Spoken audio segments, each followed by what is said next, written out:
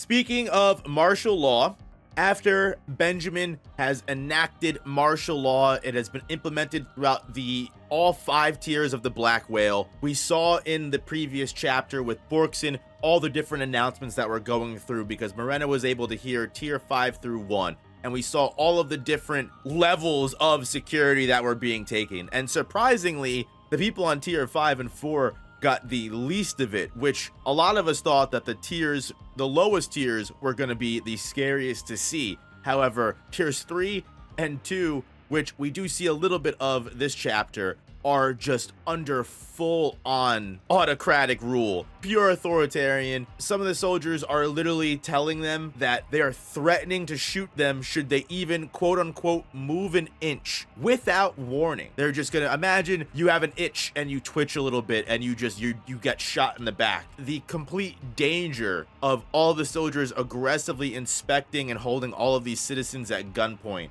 is insane. From a couple chapters ago, when Tajao from the Shiyu family mentioned to Nobunaga that a lot of the green soldiers wouldn't hesitate to fire on him just for seeing Nobunaga with a makeshift katana, I honestly see where he was coming from, and I think Tajao was more right than anything. We should trust that man for anything else that comes up in this arc because he knows what he's talking about. The only thing that the soldiers are able to find on tier 3 is the Haley processing door that we saw Finks, Phaeton, and Nobunaga encounter a couple chapters earlier, all set up by the Haley members Gatame and Vicante, which still seems to be active, as 3 soldiers entering the room were immediately teleported away to the Haley processing room, and I imagine they immediately got cooked by different Haley members. They were also able to find the secret back room behind the bathroom that Phaeton was able to uncover, which acted as the secret entrance into the back part of the room that avoids the teleportation around the door entirely, since again it's just like an emission ability that just puts up a blanket in front of the door. The soldiers are immediately able to put together that this is all Haley nonsense, and they signal to the higher tiers of their criminal intentions, which is reported directly to Prince Benjamin, who is apparently, despite knowing the situation that was supposed to unfold between Balsamico, Hulkenberg, and him, is apparently alive and well and swinging a big ass rifle around with no hesitation, leading this martial law charge. Now, I'm going to withhold all of my opinions and theories about Benjamin and everything until later, but let's just get through right now what the thought process of Benjamin is planning to do. As mentioned like multiple chapters ago, martial law is the exact situation that Benjamin was waiting for. While Benjamin could never enact martial law without proper reasoning, as the Justice Department would just deem Benjamin way out of line and reject all of his commands, now that Prince Halkenberg has died under suspicions of bioterrorism, it is exactly what he needed to have everyone fall in line. And the worst thing about martial law, why it's so beneficial to Benjamin at all, is now that he has complete control over all of the military and can secure everybody on the Black Whale, including the princes in tier 1, into areas where they're not only completely defenseless and vulnerable because of the over-aggressive military presence. At the end of the day, Benjamin's ulterior motive, using this opportunity, just lets Benjamin round up every single prince that has been hiding from him, and he can deal with them all personally at once while they're unable to fight back. And it's so important to him right now that Benjamin literally tells his current soldiers to just ignore the Haley for now and give it to his lowest tier of soldiers. Their main priority is the princes, because their first noted of disappearances are Zhang and Luzerus, and that's their primary concern right now. As soon as that announcement for martial law went off, both of them dipped out and they are gone without a trace. Or at least they thought without a trace, because the soldiers are able to recover under surveillance. Zhang Lei traveled to tier 2 using the hidden mafia passageways that we saw Phaeton, Finks, all of them use in connection to the Shiyu family. I'm interested to see if they ran into the Phantom Troop or if this was different passageways, if they ran into Nobunaga, if they're trapped between tiers because of the locking of the doors. One thing is clear, Zhang Lei clearly trusts the organization he funds personally and his quote-unquote father Anyor, boss of the Shiyu, much more than Benjamin's military,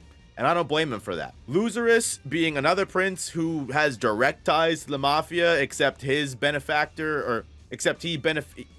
beneficiary of the Ka'ar family, it can be assumed he probably disappeared the same way.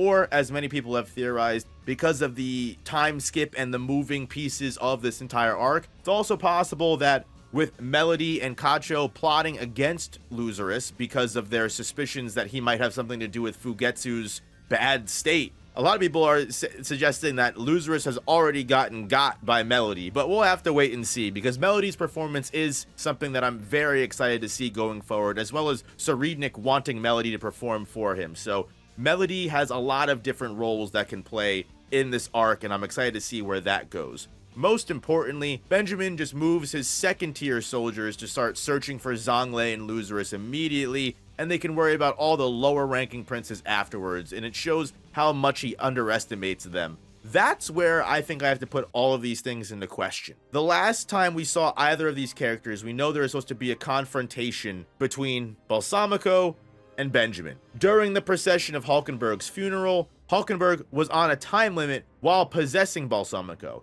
He sedated Balsamico's actual essence with sleeping pills. The way that Possession Arrow worked this time almost put Hulkenberg at risk of losing himself entirely. By sedating Balsamico, Balsamico is forced to succumb to Hulkenberg's essence and gave him a strict time limit to confront Benjamin. A lot of people were concerned with this interaction because if Benjamin realized that Balsamico was compromised, he stated one of those stipulations would be martial law, which is exactly where we are today. So it's possible that if he deemed Balsamico a threat, he killed Balsamico, Hulkenberg's toast, and martial law allows Benjamin to get exactly what he wants. That is Occam's razor. That is obviously the simplest answer that we're seeing fall before us today. Two, that made this very interesting. Hulkenberg's Possession Arrow needed to be used with 100% accuracy and precision in order to have Hulkenberg be the spirit that was randomly chosen to be swapped into Balsamico. The biggest problem here is that Hulkenberg's most likely goal was to use Possession Arrow again, get out of the body that he only had a couple hours left in before Balsamico took the primary position. Hulkenberg was lost forever with no body to return to. By using Possession Arrow on Benjamin, Hulkenberg buys himself a lot more time. Because everything had to be set up perfectly, in Benjamin's quarters, there's probably and potentially no followers for Hulkenberg to use. And we already know that Possession Arrow makes use of all of the direct Nen aura from Hulkenberg's marked followers. We don't know if Hulkenberg can even use Possession Arrow alone, let alone if we would be able to even guarantee Hulkenberg would get the result he wants by trying to switch with Benjamin. And three, the biggest, thing on the table is there is still that huge debate about Possession Arrow working on princes in general, and from what we're led to believe, in my opinion, Possession Arrow is a direct Nen ability developed by Hulkenberg in response to his resolve awakening in taking the Succession War seriously. And a lot of people then say to that, oh, well, why wouldn't Hulkenberg use it on Nasubi then? The whole point of Hulkenberg awakening Possession Arrow was his conversation with his father and the acceptance that in order to prove his philosophy of democracy conquered all others, that he needed to win the Succession War fairly in the traditional way that it has been, because Hulkenberg can't skip to the end and kill Nasubi and just do this. And after learning that lesson is when Possession Arrow was born. So I don't think this new Hulkenberg wants to take the shortcut like that. The real question here is that if Benjamin's Guardian Spirit Beast would just wipe Possession Arrow out of existence, as we still don't know the full grasp of Benjamin's Spirit Beast power or what it is at all. But the one thing we have seen is Possession Arrow go through a lot of different Nen abilities before. So we don't know what takes precedence. It's the chicken or the egg. Does Possession Arrow nullify the Guardian Spirit Beast, or does the Guardian Spirit Beast wipe away the Possession Arrow nullification? We do see later in the chapter that honestly does call a lot of this into question in general. Benjamin's original Guardian Spirit Beast being with him as he confronts the Zodiacs. It's possible Hulkenberg failed. The one thing that is interesting though, that I have to bring up, Benjamin has been poisoned with the exact same bioweapon Hulkenberg used to kill himself. So no matter what occurred between the two, in the event that we haven't seen yet, Benjamin's body is on a timer of 10 hours before it collapses. 2 before it dies, just like Hulkenberg's did. How did this bioweapon get into Benjamin? Did Hulkenberg lose and at the very least poison Benjamin as a last resort move? Or again, taking into consideration all theories, is this bioterrorism weapon self-inflicted to make sure that after power passes down to the child, Benjamin is dead and all 14 original princes are cooked. No matter what the reasoning is, in 9.5 hours, Benjamin has to eliminate all the princes left in the succession war. As on top of killing everyone, not even that, right? Because Benjamin still needs to proceed through the rites of succession ritual and get the 3 sacred items of the Kaken Empire and assume power from Nasubi. And not just after that, he still needs to, as his plan is, we find out that there is a child involved with all of this. After getting the power of the king, Benjamin then needs to pass down his power to his illegitimate child or children to make sure that all of that power stays in his family's hold. Considering the vessel is perishing in 10 hours, Benjamin plans to usurp all power of the Kaken Empire in that time limit and pass it all on to his illegitimate child to preserve this monarchy. Now, a lot of people are asking, what? Child? We haven't heard anything about this. Well, in chapter 403, during Hulkenberg's phone call to Queen Unma and the reveal of Hulkenberg actually being Queen Unma's son, there is revealed to be a baby crib and toys in the background. Although it's a small background detail, this child is clearly important to be in Queen Unma's quarters. We just don't know who this child is. With Benjamin wanting to keep the Kaken Empire in traditional values and the hands of its original roots, it makes sense for Benjamin to want to thrust the monarchy to an heir to ensure it survives another generation. Now, another theory is this child Hulkenberg's illegitimate child. I mean, not for nothing, we are literally introduced to this background baby while Queen Unma is talking to Halkenberg and saying that she's so proud of him, and although she's sad she won't be able to see him, she'll support him and do what he needs for her. Now, again, Queen Unma could be a snake. She could be just as easily taking that phone call, cheery and saying, "Love you, Halkenberg, bye," turning around and saying, "Tell Benjamin we're making his kid king now." So again, I just want to lay out all theories here. I'm not saying any theory is correct, whether it's Benjamin or Hulkenberg, but I do want to take into consideration the possibility of child's being Hulkenberg, Benjamin being possessed. This is Tagashi we're talking about here. Because again, why would Hulkenberg want to pass everything on to his child? How can he ensure that there is democracy? After resolving to win the succession war, Hulkenberg, knowing that this is going to result in his death, something that we also see in chapter 403, he really only cares about the political change he can bring to the empire through his followers and beliefs, and he'll tear down whatever he needs to, even if it requires sacrificing himself to accomplish that. By having all Huguoro family members dead, because we don't know if Nasubi survives the rites of succession either. There is a big theory that the winner of the succession war kills the previous king to take succession. Again, this is all unknown. But if that's the case, if that gets rid of the empire entirely and it passes on to an illegitimate child, that would break all of Kaken molds with all of his different marked and loyal followers, including a supportive mother potentially to prop this child up as the new democratic king of Kaken. I don't think we should rule out Hulkenberg entirely. Because, not for nothing, there is also the even worse third option. The child isn't any of the princes, and this is actually Beyond's insert into the empire,